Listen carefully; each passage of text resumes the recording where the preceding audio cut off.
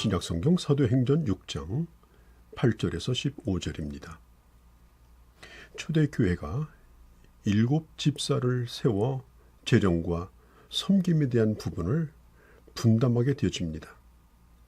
그리고 사도들은 기도하는 것과 하나님의 말씀을 전하는 것에만 전무하니 하나님의 말씀이 더욱더 힘을 얻고 왕성하게 되어지고 제자의 수가 더해지고 이제는 심지어 제사장들까지도 주님 앞에 돌아오는 역사가 일어났다라고 7절은 말합니다. 교회에서 직분을 세워서 그들이 목회자와 더불어서 훌륭하게 동역할 때 교회를 온전히 세워가며 하나님의 나라가 얼마나 힘있게 확장될 수 있는가에 대하여 오늘 성경이 그걸 보여주고 있습니다. 사도들은 헬라파 유대인들 가운데 택한 7사람에게 기도하고 안수하고 집사를 세웁니다. 예루살렘에 와 있는 히브리 말이 아닌 헬라 말을 사용하는 헬라파 유대인들에게 지금 복음이 증거되고 있습니다. 헬라파 유대인들이 교회 직분자가 되어서 헬라 말로 복음을 증거하게 됩니다. 이 당시는 세계의 언어가 바로 헬라어였습니다. 그래서 헬라의 문화권에 있는 유대인들에게 복음이 증거된다라고 하는 것은 매우 중요한 의미가 있고, 그리고 이 복음은 이제 세계를 향해 뻗어나가는 그런 복음이라고 하는 걸 의미하고 있습니다. 그래서 사도들은 그들의 안목을 넓혀서 예루살렘에만 머무르는 것이 아니라 이 복음이 더욱더 넓은 지역으로 나아갈 것을 기대하면서 주로 헬라파 유대인들을 교회 집사로 세웠던 것입니다. 자, 오늘 9절에 보면은 리버디노 구레네인, 알렉산드라인, 또 길리기아와 아시아에서 온 사람들이라는 이 말이 나오죠. 히브리 사람들의 회당이 아니라 각 나라에서 모여든 이 사람들이 모이는 회당을 의미합니다. 그러니까 다양한 문화를 가진 사람들. 이제 그때 당시 역사에 대하여 요세푸스의 기록에 의하면 당시는 무려 480개 정도의 회당이 있었다고 합니다. 어떤 곳은 히브리 말만 쓰는 회당도 있었지만 헬라 말을 하는, 그리고 헬라 말과 히브리 말을 같이 쓰는 회당도 많이 있었다고 합니다. 자, 스데반이 그러는 곳에 가서 이 스데반 집사님이 복음을 증거합니다. 그리고 논쟁합니다. 자, 이 스데반이 토론에서는 이겼습니다. 10절에 보면 스데반이 지혜와 성령으로 말함을 저희가 능히 당하지 못하였다라고 본문이 말하죠. 스데반의 이 논리가, 이 스데반의 이 복음의 이 전도의 그 능력이 얼마나 탁월했는가 하는 걸 가르쳐 주죠. 그러나 그들이 복음을 들은 것이 아니라 토론에서 졌다고, 논쟁에서 졌다고 생각하고 그리고 가만히 있지 않았습니다. 여러분, 논쟁에서 이긴 자는 이긴 것이 아닙니다. 논쟁에서 패한 자들이 결국에는 또 공격을 합니다. 싸움을 겁니다. 자, 오늘 이제 스데반 얘기를 하겠는데요. 스데반이라는 이름은 스테파노스에서 온 말로 스테파노스, 즉 왕관을 의미하죠. 영어로는 크라운이라고 부릅니다. 자, 7 집사로 선택받은 스데반은 성령이 충만했고 지혜가 충만했고 또 사람들에게 존경을 받는 믿음이 충만한 사람이고, 그는 복음을 전하다가 결국은 붙들려서 공회로 끌려 나옵니다. 스데반은 이방 지역에서 태어나서 예루살렘으로 들어온 헬라파 유대인으로서 7 집사의 한 사람입니다.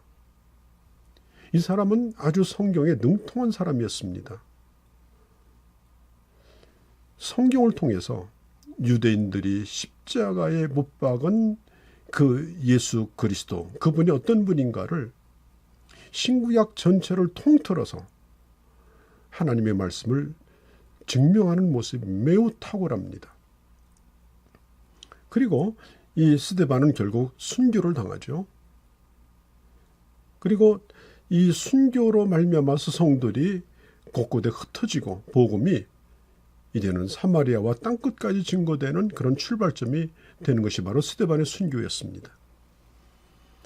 자, 8절에 보면 은혜와 권능이 충만하고 5절에 믿음과 성령에 충만하고 10절에 지혜와 성령에 충만했다라고 말합니다.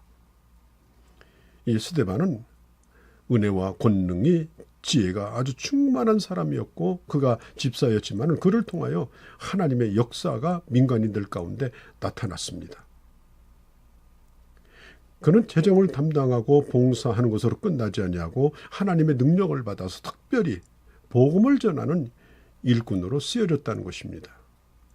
여러분, 7 집사 가운데 빌립과 스데반이 탁월한 복음 전도자였던 것을 여러분 기억하시죠? 저는 오늘날 우리 교회 안에 이 교회 집사직을 맡으신 분들이 단순히 교회 안에서 섬기는 그런 섬김의 틀을 뛰어넘어서 우리가 살고 있는 지역에 탁월하게 복음을 증거하는 그런 전도자가 되기를 사모하시기를 바랍니다. 자, 이 스데반은 그가 가는 곳곳마다 예수 그리스도가 메시아임을 증거했습니다. 이제는 구약의 제사로 구원받는 것이 아니라 인간의 죄를 속량하기 위해서 단 한 번의 제물로 죽으신 예수 그리스도, 그 어린 양 되신 예수 그리스도가 바로 우리의 구원자임을 증거했습니다. 스데반은 이 지혜의 말을 유대인들이 당해내지 못하자 거짓 증인을 세워서 하나님의 성전을 모독했다는 그런 죄를 씌워서 그리고 사람들을 선동시켜서 이 스데반을 공회 앞에 세우게 되어집니다. 사실 눈에 가시처럼 보이던 게 예수님의 제자였습니다. 그런데 이제는 예수님의 제자가 아니라 그 동역자인 스데반을 잡아가지고 공회로 끌고 나옵니다. 자, 그런데 이 공회에 있는 사람들이 스데반을 도무지 당해내지를 못합니다. 여러분, 스데반은 매우 뛰어난 지성인이었습니다. 그는 복음을 전할 때 아주 탁월한 논리를 가지고 전했습니다.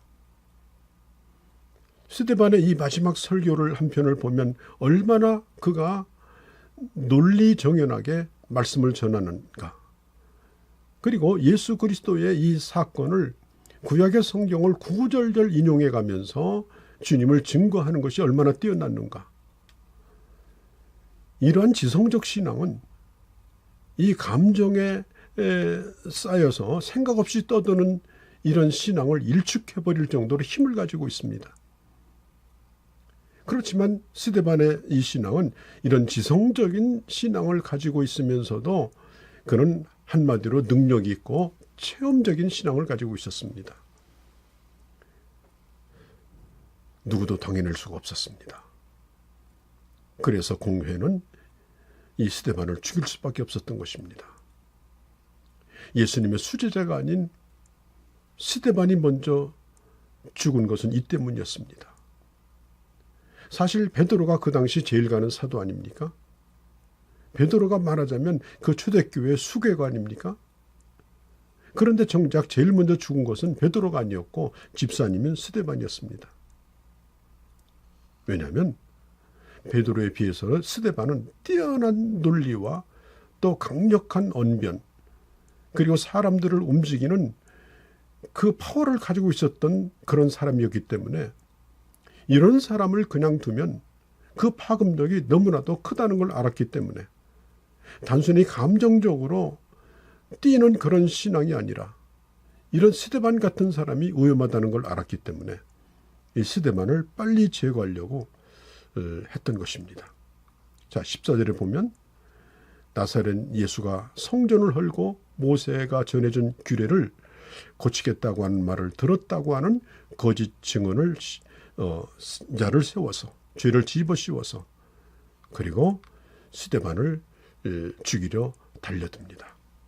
15절에 보니까 사람들이 다 이 스데반을 바라보니 그의 얼굴이 마치 천사와 같이 보였다라고 말합니다. 상상해 보십시오. 스데반의 얼굴은 어떤 얼굴이었을까요?